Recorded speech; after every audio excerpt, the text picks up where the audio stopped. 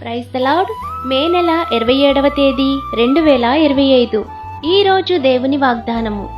పర్వతములు తొలగిపోయినను, మెట్టెలు తత్తరిల్లినను, నా కృప నిన్ను విడిచిపోదు, సమాధాన విషయమైన నా నిబంధన తొలగిపోదు అని నీయందు జాలిపడు యెహోవా సెలవిచ్చుచున్నాడు. యెషయా గ్రంథము 54వ అధ్యాయము 10వ వచనం. ఎలాంటి పరిస్థితి ఎదురైనా దేవుని విడిచి దూరంగా జరగవద్దు. ఆయన కృప మీపై ఎల్లవేళలా తోడుగా ఉంటుంది. మన ప్రభువు గొప్పవాడు. ఆయన నీ చేయి విడువడు.